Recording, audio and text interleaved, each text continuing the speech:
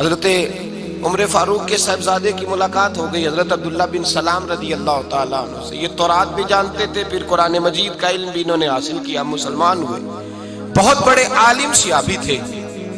تو حضرت عمر فاروق کے بیٹے سے فرمانے لگے تو کفل جہنم کا بیٹا ہے۔ وہ دوڑے گئے اپنے ابا جی کے پاس شکایت لے کے کہ ابا جی وہ تو آپ کو دوزخ کے دروازے کا تالا کہہ رہے ہیں جناب عبداللہ بن سلام۔ تو سیدنا عمر نے مسکرانا شروع کر دیا، فرمایا اسے کیا لکھ کے دے، اسے کہہ دو لکھ کے دے دے۔ وہ کہنے لگے عجیب بات ہے، وہ اتنی سخت بات کر رہے ہیں، آپ کہتے ہیں لکھ کے دے دو۔ فرمایا بیٹا تو بچہ ہے، تو سمجھا ہی نہیں، میں بھی مصطفیٰ کی بارگاہ میں بیٹھنے والا ہوں، وہ بھی رسول اللہ کی بارگاہ میں بیٹھنے والے، وہ کوئی بڑی بات کر گئے، تو نہیں سمجھا، جا لکھوا کے لا۔ وہ واپس آئے، کہنے لگے عمر کہتے ہیں لکھ دو۔ تو حضرت سیدنا عبداللہ ابن سلام کہنے لگے چل میں تیرے ابا کے سامنے بیٹھ کے لکھ کے دیتا ہوں۔ وہ آئے، سیدنا عبداللہ ابن سلام رضی اللہ تعالیٰ لکھا کہ میں نے خود مصطفیٰ کریم سے سنا ہے کہ عمر جہنم کے دروازے کا تالا ہے، لکھ دو۔ انہوں نے لکھ کے دیا تو صاحبزادے کہنے لگے ابا جی چاچا جی مجھے بھی ذرا بتا دو اس کا معنی کیا ہے۔ تو حضرت عبداللہ ابن سلام کہنے لگے بیٹے اس کا مطلب یہ ہے کہ جب تک عمر دنیا میں رہے گا جہنم کو تالا لگا رہے گا، یہ لوگوں کو گناہ نہیں کرنے دے گا، یہ آڑ بن جائے گا، یہ جانے نہیں دے گا لوگوں کو دوزخ میں، دروازہ بند رہے گا جب تک۔ اتنا بڑا شخص جو گناہ کرنے ہی نہ دے، جس کے بارے میں نبی پاک فرمائے کہ میرا عمر جس گلی سے گزرے شیطان رستہ ہی بدل جاتا ہے، وہی عمر فاروق رضی اللہ تعالیٰ، وہی عمر فاروق رضی اللہ تعالیٰ۔ انہی جناب عمر فاروق کا حال یہ ہے کہ وہ آخری عمر مبارک ہے، گھر کے اندر بیٹھے ہیں تو پھوٹ پھوٹ کے رونا شروع کر دیا، تڑپ کے روئے، تڑپ۔ زوجہ کہنے لگی بیٹے سے کہ پتہ کرو تمہارے باپ کو کوئی مسئلہ تو نہیں، تکلیف تو نہیں، طبیب کا بندوبست کرو۔ شہزادے اٹھے، ابا جی کیا بات؟ کہا بیٹا کوئی بات نہیں، اماں کو بلاؤ۔ والدہ بھی آ گئی، جناب عمر کی زوجہ بیٹھ گئی، کیا بات ہے کیوں رو رہے ہیں؟ فرمانے لگے آج مسجد سے نکلا تھا تو میرے مصطفیٰ کے صحابہ مجھے نیک کہہ رہے تھے۔ تو کہا جناب یہ رونے والی بات ہے خوش ہونے والی؟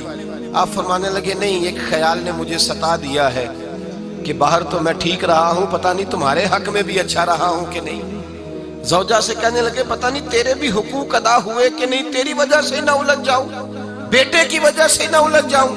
بندہ کتنا بڑا ہے، خوف کتنا زیادہ، تو ٹھٹائی کے ساتھ مسجد نہیں جاتا، تو اپنی مرضی سے جاتا ہے، کوئی خیر کا کام تو کرتا ہے تو اپنی موج میں آ کے کرتا ہے، اور تو کہتا ہے اللہ معاف کر دے گا۔ راتی ساری کر کر زاری، او نیند اکھاں تھی توندے تے فجر اوہی گناہگار کا آون سب تو نیویں ہوندے۔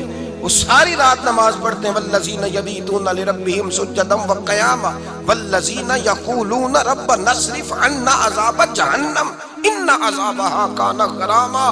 اللہ فرماتے ہیں میرے بندے وہ ہیں سارے رات سجدے اور قیام میں گزار دیتے ہیں، اور سویرے اٹھ کے یہ نہیں کہتے میں تہجد گزار ہوں، میں عبادت گزار ہوں۔ سویرے اٹھتے ہیں تو کہتے ہیں خدایا معاف کر دے، تیرا عذاب بڑا سخت ہے، اے اللہ ہمیں اپنے عذاب سے محفوظ فرما۔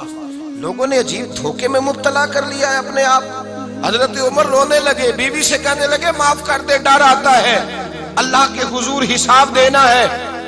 عدل کرے تے تھر تھر کمبن اچیاں شانہ والے، فضل کرے تے بخشے جاون میرے جے منہ کالے۔ کہا تو اس طرح کر، زوجہ سے کہنے لگے چل تو مجھے معاف کر دے، میرے اوپر بوجھ بڑا تھا، رات کو چہرے پہ نقاب ڈال کے مصطفیٰ کی امت کی خبر گیری کرنا اور پھر سارا دن ان کی خدمت کرنا، میں تجھے اس طرح وقت نہ دے پایا جو میرا حق بنتا تھا۔ زوجہ رو پڑی، کہنے لگی زندگی میں نے بھی اس طرح کا کوئی انداز نہیں دیکھا جو بیویاں شوہر کے ساتھ دیکھتی ہیں، میں نے کوئی اس طرح کا آپ سے مطالبہ نہیں کیا، میرے دل میں یہ بات تھی، آپ خود بول پڑے۔ کہا چل پھر معاف کر دے۔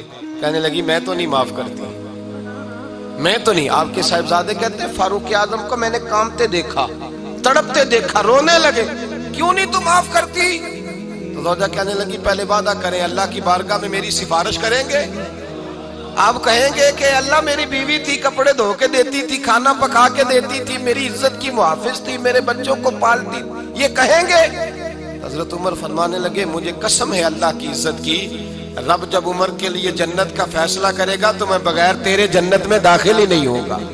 جتنا بڑا آدمی ہے اتنا زیادہ ڈر رہا ہے، یہاں ڈٹائی کو اللہ نے معاف کر دینا